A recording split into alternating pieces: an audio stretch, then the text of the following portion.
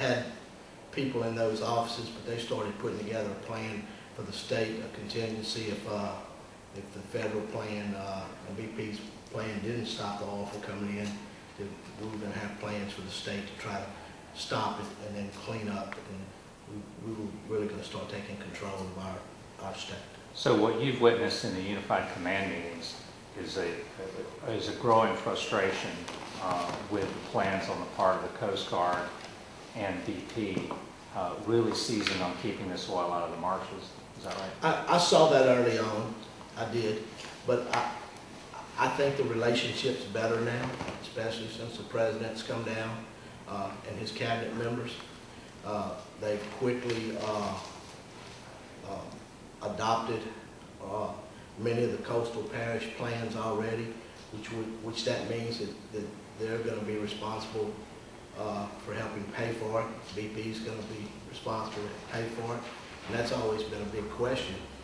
If we had no control, you know, if this costs $5 billion, or I'm just throwing out a number, it costs $1 billion to do this, who's going to pay for it, okay?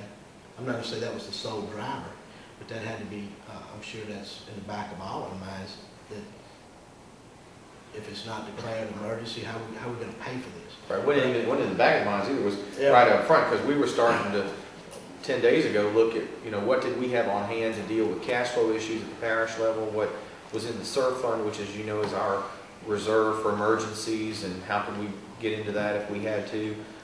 We even went so far as to say you know, should we be talking to the rating agencies and making sure that if they're watching this, how would they view, what would they be looking for from us to help the parishes and so forth on a cash flow basis. But all that, I think, has been resolved.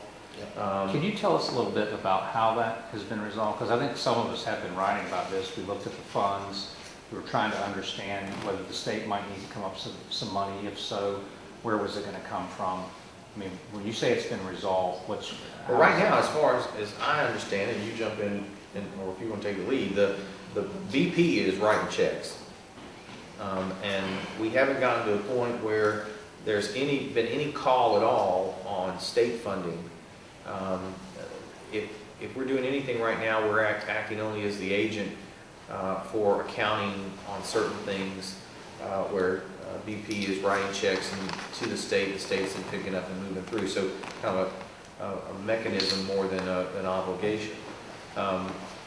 But do you know any different about BP? No, right now, and I I think that they've, once we've got moving, and it was obviously that the state of Louisiana and Mississippi and Alabama would probably be impacted.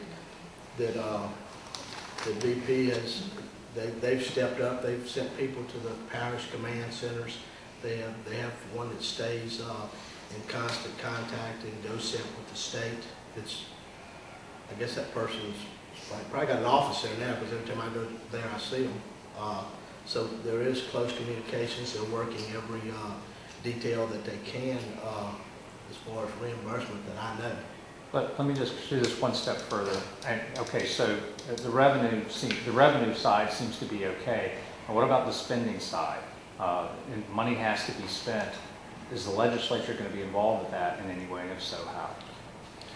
Go ahead. Well, I'll just tell you this. I've thought about that, and I've had conversations with the legislative auditor.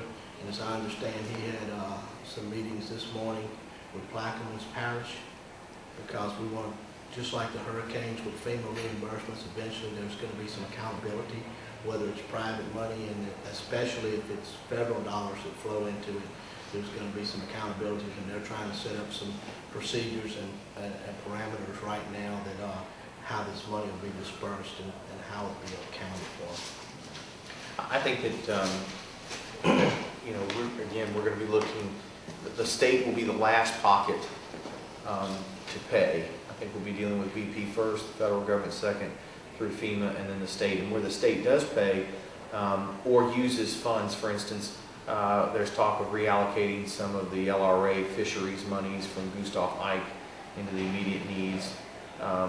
We would do that, but make sure that it was accounted for properly, that we could get reimbursed. Yeah, but even the money that you've been given by BP, do you have any role whatsoever at the legislature in deciding how and where they get spent? Is there a step in the system where it has to go through you? Does that go through a BA7? I don't know the answer to that, Robert. I'll have to get back to you. I talked to the commissioner last night.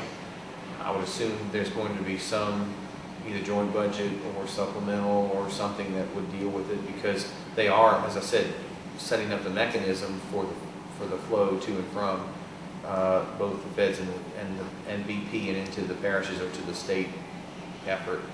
But we haven't really talked about the particular mechanism. I'll let you know, get back to you. Voting in, well, is there any legislation working through the process now or pending could address this problem for recovery, payments, liability, the whole gamut of issues? I think it's all pretty well set up in federal statutes, Ed, as I appreciate it. And we just have to keep good accounting, and so that we know who to go get the money from if we end up spending it.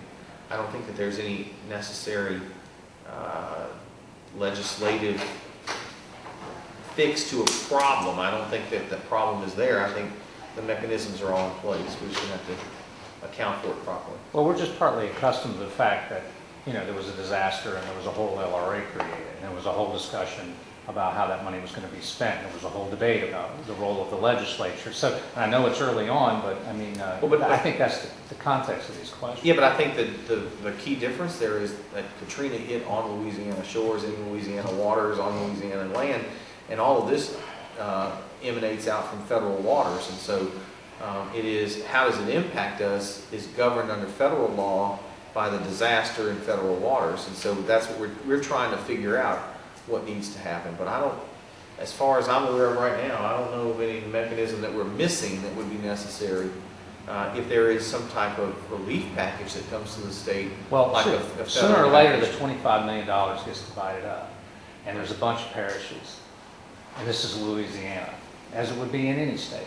There'd be discussion about who gets what, when, and how fast. And that's why I'm asking the question. I mean, sooner or later, when a lot of money's poured into the system, some of it's going to go directly to specific expenses. But I mean, who's going to determine, how this is going to get done? And it seems to me sooner or later the legislature will get involved in that discussion.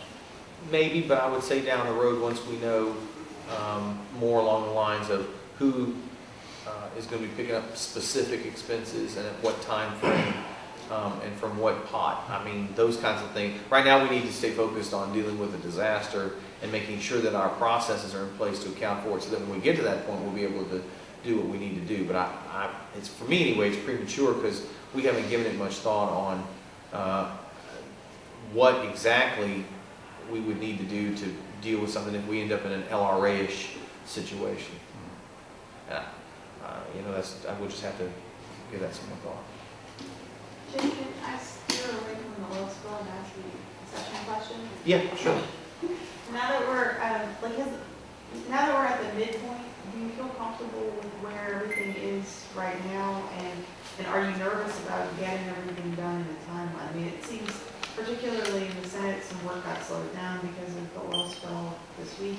Is there any concern about timelines because of the spill, because people's concerns are directed in different places? Let me speak first to the House. I think we're in good shape on the House. That's why one of the reasons was to avoid the problem that you are worried about is coming in today, is to stay on track, try to stay in line with the bill flow, push as few bills as possible into a second week. For those who don't know, bills come out of committee, and at the end of the week, whatever came out of committee that week gets scheduled for the next week by day, and so that the public can understand exactly when a bill they may be interested in comes up during that following week.